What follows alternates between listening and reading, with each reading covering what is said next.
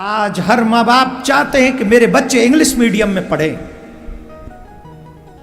I am not against them, it's okay, पढ़ना चाहिए, लेकिन कभी तो आत्मचिंतन करो, कभी तो आत्ममंथन करो कि इंग्लिश मीडियम स्कूल से पढ़ के आने वाले बच्चे आपके साथ व्यवहार कैसा कर रहे हैं। अगर आप उनकी जरूरतें पूरी ना करो तो आपके बच्चे आपसे बात नहीं करते, आपको यूं इग्नोर करते एक सेकंड में। एक बहुत अच्छी कहानी है, सुनना, काम आएगी।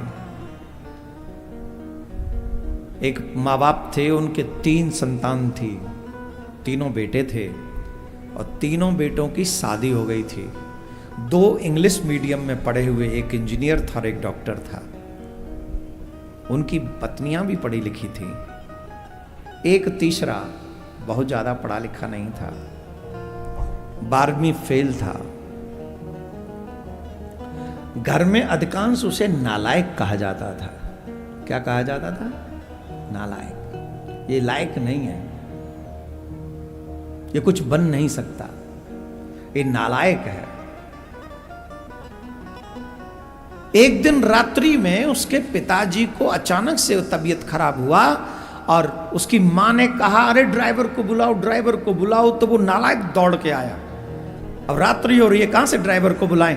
तुरंत गाड़ी निकाली और गाड़ी निकाल कर भागा और कहा, पिताजी को मैं ही ले जाता हूं। तो पिताजी को बैठा ला गाड़ी में पीछे, वो नालायक गाड़ी चलाने लगा। गाड़ी तेज दौड़ा रहा था, पीछे की सीट पे पड़े पड़े पिताजी कह रहे, तेरे नालायक, हॉस्पिटल ले जाने से पहले ही मार देगा क्या? धीरे चला। बोले, पिताजी चिंता मत करिए, हम हॉस्पिटल पहुंचने वाले हैं, आप श्वास थोड़ा ऊंची ऊंची श्वास लेते रहिए।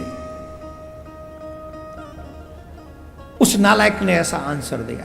हॉस्पिटल पहुंचा, डॉक्टर के पास एडमिट कराया और नीचे उतर। डॉक्टर ने कहा, जाओ अब ये व्यवस्था करते हैं, हम देखते हैं।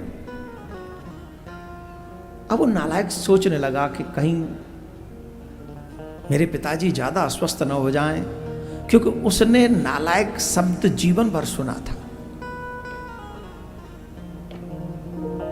उसने यही सुना था कि ये नालायक कुछ नहीं कर सकेगा अपनी लाइफ में, सड़कों पे मिट्टी डालेगा। और जब शादी हो गई तो लोग कहते थे, पता नहीं इस बेचारी के कौन से भाग्य फूट गए थे जो इस नालायक के पल्लू बंध गई। सब लोग नालायक नालायक नालायक नालायक उससे कहते थे। बस उसका नाम जो था वो जीवित कर रखा था, तो उसकी मां ने, वो मां नहीं कहती थी नालायक उसे। बाकी सब नालायक, भाई तो नालायक, भाभी तो नालायक, सब नालायक कहते थे। वो रो रहा था। हॉस्पिटल में ही भगवान का मंदिर था, मंदिर में जाके खड़ा हो गया और प्रार्थना कर रहा था। सोचते सोचते उसे डर लगा, कहीं ऐसा न हो कि मेरे पिताजी को कुछ हो जाए। भगवान से उसने मन से प्रार्थना की और भगवान से की हुई प्रार्थना कभी निष्फल नहीं जाती। सुबह डॉक्टर ने उसको बुलाया और कहा कि तुम्हारे पिताजी ठीक हैं, तुम जाओ, इनको अपने घर ले जा सकते हो।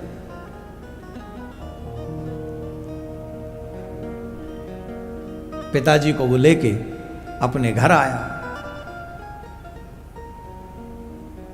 पिताजी को घर लाया, घर में बिस्तर में लिटा दिया और कहा, पिताजी ज्यादा हिलना डुलना मत करना। पिताजी बोले, नालायक, तू सिखाएगा मुझे क्या करना चाहिए, क्या नहीं करना चाहिए, तू बताएगा। तुझ पे एक काम ढंग से नहीं होता। इतनी तेज गाड़ी दौड़ा के ले गया था, कल कहीं एक्सीडेंट हो जाता तो मैं आज घर में ही नहीं आ पाता। नालायक कहीं का।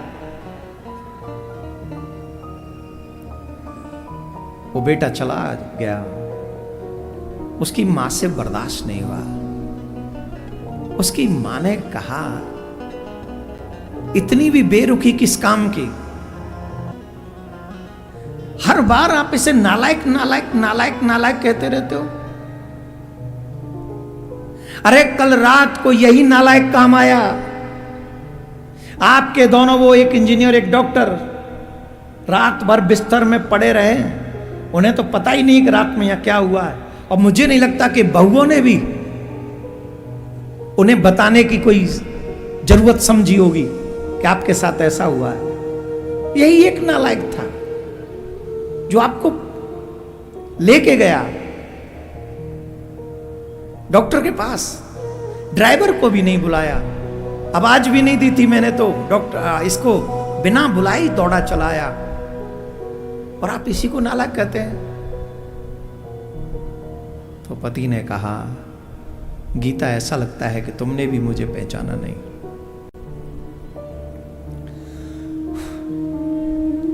तुम भी सिर्फ मेरे शब्दों पे ही चली गई। मैं से नालायक कहता हूं, इसका मतलब ये नहीं कि मैं से नालायक समझता हूं, पर मैं अपने दो लायक बच्चों को देखता हूं ना, तब मुझे डर लगता है। वो दो लायक रात्रि में मैं मर भी जाऊं तो एक डॉक्टर और एक इंजीनियर मुझे देखेगा भी नहीं, और एक नालायक बिना आवाज दिए दौड़ा चलाता है। तो मैं जब दो लायक बच्चों को देखता हूं ना, तो मुझे डर लगता है। मुझे डर लगता है इस बात का, कहीं ये तीसरा भी अपने आप को लायक न समझ ले। मैं चाहता हूं ये नालायक ही बना रहे, ये नालायक बना।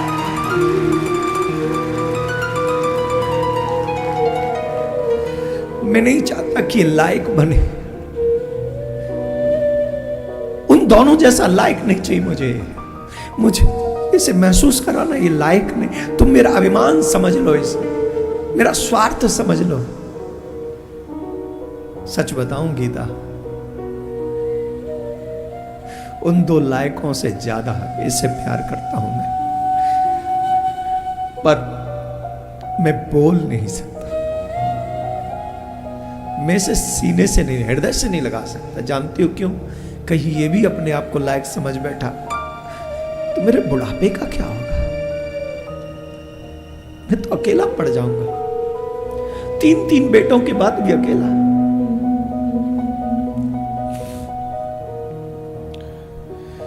ये जब उसने सुना, उस पति ने दोनों हाथ जोड़ दिए अपनी पत्नी के आगे। क्षमा करना, मैंने तुम्हारे लायक बेटे को नालायक कहता हूं। पत्नी ने तुरंत हाथ डाला, क्या कर? मैं नहीं समझती थी आपका इतना प्रेम है। मैं भी आपके शब्दों में चली गई, कभी भावना नहीं समझी। इसी बात को सुन रहा था वो नालायक, द्वार पे खड़ा उसका मन किया दौड़ जाऊं, पिता के चरणों से लिपट के रो, आप मुझे नालायक ही समझना, कभी लायक मत समझना। मैं आपका नालायक ही बन के रहना चाहता हूं, लायक नहीं बनना चाहता। जानते हैं, इतने में आवाज आई, अरे ओ नालायक, डॉक्टर ने जो दवाई दी थी गाड़ी में छोड़ाया है क्या? एक काम तो से ढंग से नहीं होता। अरे वो दवाई तो ले आ।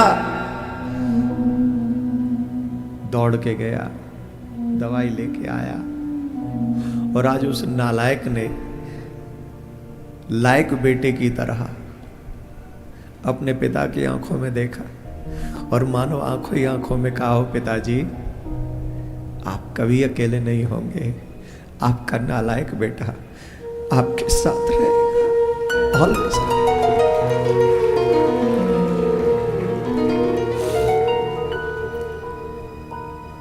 आज ये स्थिति समाज की है।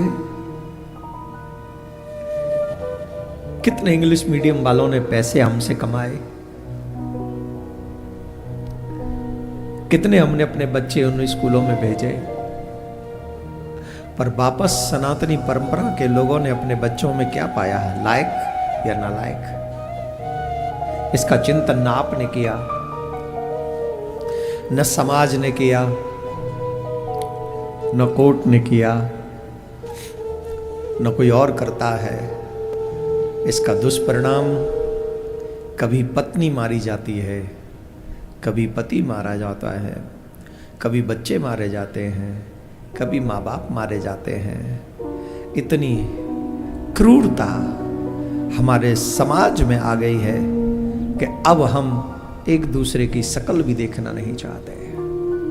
ये सिर्फ और सिर्फ परिणाम है मॉडर्न एजुकेशन का।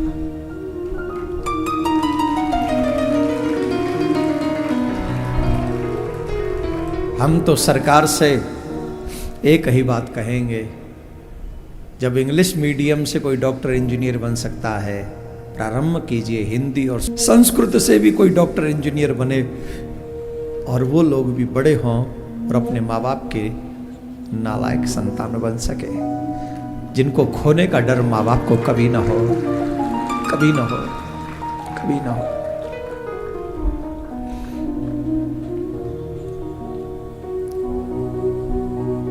ऐसे बड़े हो गए तो क्या लाभ, जैसे माँ बाप ही डरने लग जाए।